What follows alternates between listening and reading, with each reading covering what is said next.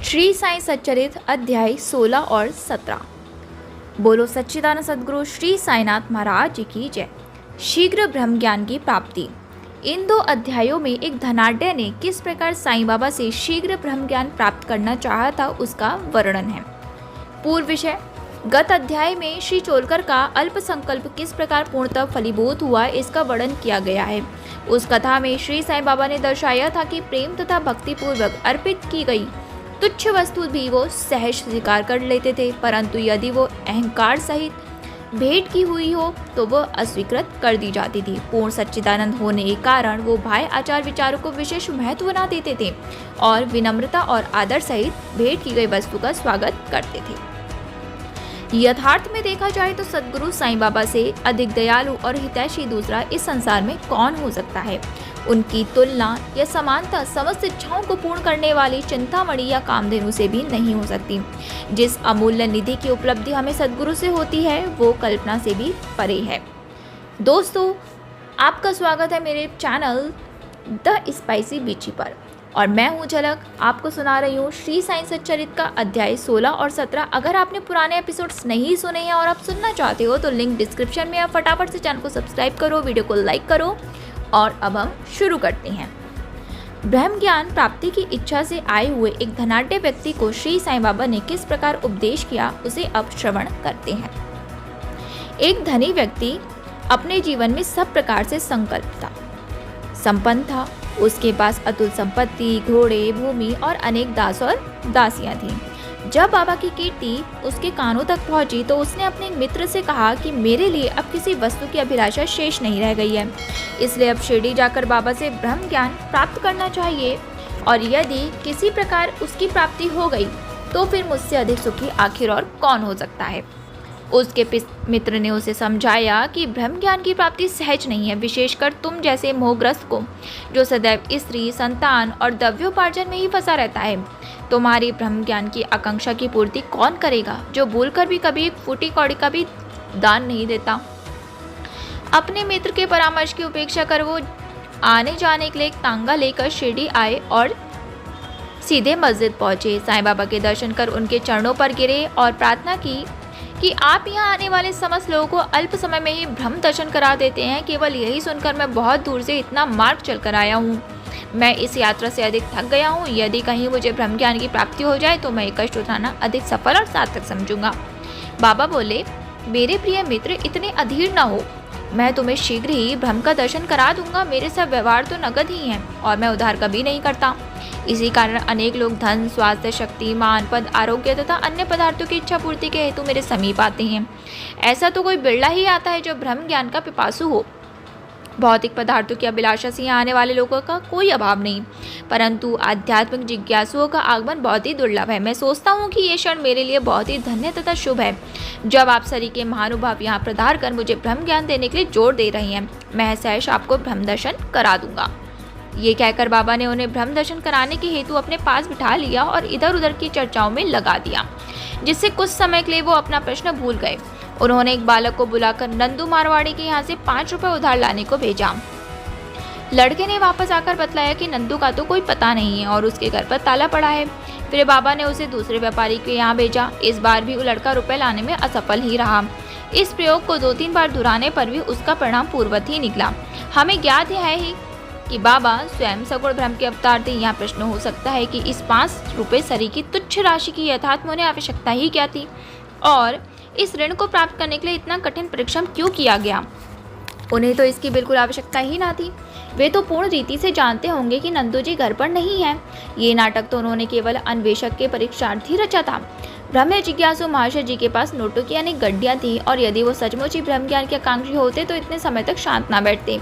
जब बाबा व्यक्तापूर्वक 5 रुपये उधार लाने के लिए बालक को यहाँ वहाँ दौड़ा रहे थे तो वो दर्शक बने बैठे ना रहते।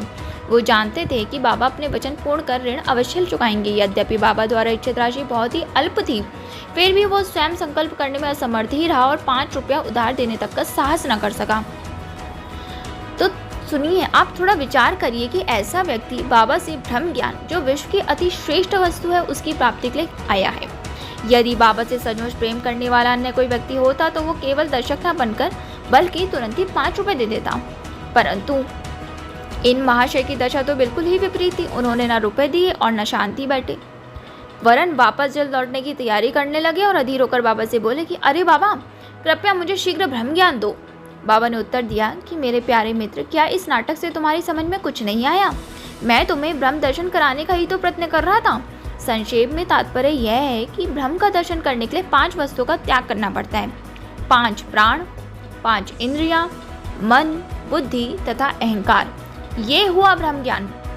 आत्मानुभूति का मार्ग भी उसी प्रकार है जिस प्रकार तलवार की धार पर चलना। श्री साईं बाबा ने फिर इस विषय पर विस्तृत वक्तव्य किया, जिसका सारांश ये है। ब्रह्म ज्ञान या आत्मानुभूति की योग्यताएं। सामान्य मनुष्य को प्रायः अपने जीवन काल में ब्रह्म के दर्शन नहीं होते। उसकी प्राप्ति के लिए कुछ योग्यताओं का भी होना नितांत आवश्यक है। पहला, मुमुक्षुत्व, मुक्ति की तीव्र उत्कंठा। जो सोचता है कि मैं बंधन में हूँ और इस बंधन से मुक्त होना चाहे, तो इस ध्येय की प्राप्ति के लिए उत्सुकता और दृढ़ संकल्प से प्रयत्न करता रहे तथा प्रत्येक परिस्थिति के सामना करने को तैयार रहे, वही इस आध्यात्मिक मार्ग पर चलने योग्य है। दूसरा, विरक्ति, लोक परलोक के समस्त पदार्थों से उदासीनता का भाव। ऐहिक वस्तुएं, लाभ और प्रतिष्ठा जो कि कर्मजन्य है, जब तक इनसे उदासीनता उत्पन्न न होगी तब तक उसे आध्यात्मिक जगत में प्रवेश करने का अधिकार नहीं। तीसरा, अंतर्मुखता। ईश्वर ने हमारी इंद्रियों की रचना ऐसी की है कि उनकी स्वाभाविक वृत्ति सदैव बाहर की ओर आकृष्ट करती हैं। हमें सदैव बाहर का ही ध्यान रहता है, न कि अंतर का। जो आत्मदर्शन और दैविक जीवन के इच्छुक हैं, उन्हें अपनी दृष्टि अंतर्मुखी बनाकर अपने आप में ही लीन होना चाहिए। चौथा, पाप से शुद्धि। जब तक मनुष्य दुष्टता त्याग कर दुष्कर्म करना नहीं छोड़ता, तब तक ना तो उसे पूर्ण शांति ही मिलती है और ना मन ही स्थिर होता है। वो मात्र बुद्धि बल द्वारा ज्ञान लाभ कदापि नहीं कर सकता। पांचवा, उचित आचरण। जब तक मनुष्य सत्यवादी, त्यागी और अंतर्मुखी बनकर ब्रह्मचर्य व्रत का पालन करते हुए जीवन व्यतीत नहीं करता, तब तक उसे आत्मोपलब्धि संभव नहीं। छठा, सार वस्तु ग्रहण करना।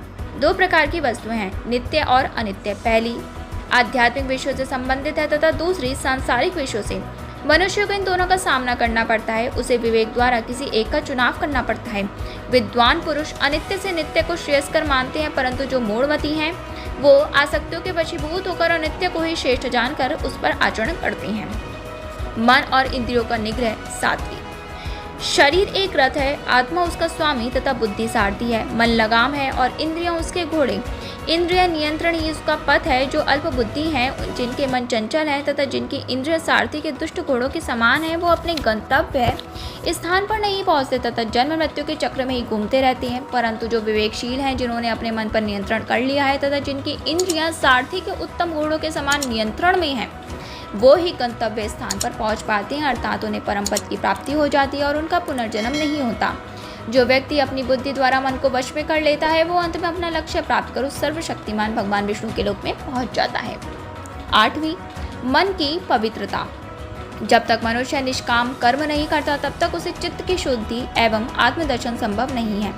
विशुद्ध मन में ही विवेक और वैराग्य उत्पन्न होते हैं, जिससे आत्मदर्शन के पथ में प्रगति हो जाती है। अहंकार शून्य हुए बिना तृष्णा से छुटकारा पाना संभव नहीं है। विषय वासना आत्मानुभूति के मार्ग में विशेष बाधक है। ये धारणा कि मैं शरीर हूँ एक भ्रम है। यदि तुम्हें अपने जीवन के ध्येय यानी कि आत्म साक्षात्कार को प्राप्त करने की अभिलाषा है, तो इस धारणा तथा आसक्ति का सर्वथा त्याग कर दो। नवी, गुरु की आवश्यकता। आत्मज्ञान इतना गूढ़ और रहस्यमय है कि मात्र स्वप्रयत्न से उसकी प्राप्ति संभव नहीं। इस कारण आत्मानुभूति प्राप्त गुरु की सहायता परम आवश्यक है। अत्यंत कठिन परिश्रम और कष्टों के उपरांत भी दूसरे क्या दे सकते हैं, जो ऐसे गुरु की कृपा में सहज ही प्राप्त हो जाता है। जिसने स्वयं उस मार्ग का अनुसरण कर अनुभव कर लिया हो, वही अपने शिष्य को भी सरलतापूर्वक पग पग पर आध्यात्मिक उन्नति करा सकता है। 10वां, अंत में ईश कृपा परमावश्यक है। जब भगवान किसी पर कृपा करते हैं, तो वे उसे विवेक और वैराग्य देकर इस भवसागर से पार करा देते हैं। ये आत्मानुभूति ना तो नाना प्रकार की विद्वाओं और बुद्धि द्वारा हो सकती है, ना शुष्क वेदाध्ययन द्वारा ही। इसके लिए जिस किसी को ये आत्मा वरण करती है, उसी को प्राप्त होती है और तथा उसी के सम्मुख वो अपना स्वरूप प्रकट करती है।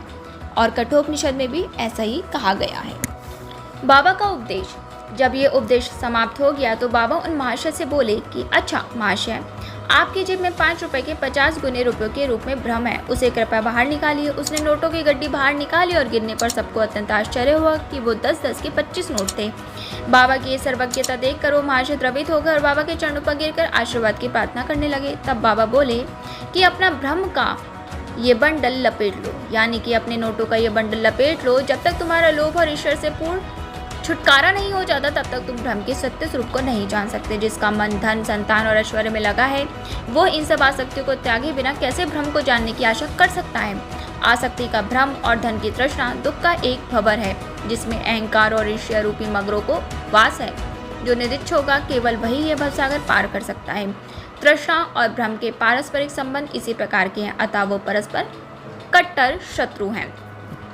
तुलसीदास जी कहते हैं, जहाँ राम तह काम नहीं, जहाँ काम नहीं राम, तुलसी कभू होत नहीं, रवि रजनी इक ठाम। जहाँ लोभ है वहाँ वचन भ्रम के चिंतन या ध्यान की गुंजाइश ही नहीं है, फिर लोभी पुरुष को विरक्ति और मोक्ष की प्राप्ति कैसे हो सकती है। लालची पुरुष को ना तो शांति है और ना संतोष, ना वो दृढ़ निश्चय ही होता है। यदि कण मात्र भी लोभ मन में शेष रह जाए तो समझना चाहिए कि सब साधनाएं व्यर्थ हो गई। एक उत्तम साधक यदि फल प्राप्ति की इच्छा या अपने कर्तव्यों का प्रतिफल पाने की भावना से मुक्त नहीं है और यदि उनके प्रति उसमें अरुचि उत्पन्न ना हो तो सब कुछ व्यर्थ ही हुआ। वो आत्मानुभूति प्राप्त करने में सफल नहीं हो सकता। जो अहंकारी तथा सदैव विषय चिंतन में रहता है उन पर गुरु के उपदेशों तथा शिक्षों का कोई प्रभाव नहीं पड़ता। अतः मन की पवित्रता अत्यंत आवश्यक है, क्योंकि उसके बिना आध्यात्मिक साधनाओं का कोई महत्व तथा दम्भ ही नहीं है। इसलिए श्रेयस्कर यही है कि जिसे जो मार्ग बुद्धि गम्य हो वह उसे ही अपनाए। मेरा खजाना पूर्ण है और मैं प्रत्येक की इच्छा अनुसार उसकी पूर्ति कर सकता हूँ, परंतु मुझे पात्र की योग्यता अयोग्यता का भी ध्यान रखना पड़ता है। जो कुछ मैं कह रहा हूँ यदि तुम उसे एकाग्र होकर सुनोगे तो तुम्हें निश्चय ही लाभ होगा। इस मस्जिद में बैठकर मैं कभी असत्य भाषण नहीं करता। जब घर में किसी अतिथि को निमंत्रण दिया जाता है तो उसके साथ परिवार, अन्य मित्र और संबंधी आदि भी भोजन करने के लिए आमंत्रित किए जाते हैं। बाबा द्वारा धनी महाशय को दिए गए इस ज्ञान भोज में मस्जिद में उपस्थित सभी जन सम्मिलित थे। बाबा का आशीर्वाद प्राप्त कर सभी लोग उन धनी महाशय के साथ हर्ष और संतोषपूर्वक अपने अपने घरों को लौट गए। बाबा का वैशिष्ट्य। ऐसे संत अनेक हैं जो घर त्याग कर जंगल की गुफाओं या झोपड़ियों में एकांतवास करते हुए अपनी मुक्ति या मोक्ष प्राप्ति का प्रयत्न करते रहते हैं। वे दूसरों की किंचित मात्र भी अपेक्षा न कर सदा ध्यानस्थ रहते हैं। श्री साईं बाबा इस प्रकृति के ना थे। यद्यपि उनके कोई घर द्वार, स्त्री और संतान समीपी या दूर के करीबी ना थे, फिर भी वो संसार में ही रहते थे। वो केवल 4-5 घरों से भिक्षा लेकर सदा नीम वृक्ष के नीचे निवास करते तथा समस्त सांसारिक व्यवहार करते रहते थे। इस विश्व में रहकर किस प्रकार आचरण करना चाहिए इसकी भी वो शिक्षा देते थे। ऐसे साधु या संत प्रायः बिरले ही होते हैं जो स्वयं भगवत प्राप्ति के पश्चात लोगों के कल्याणार्थ प्रयत्न करें।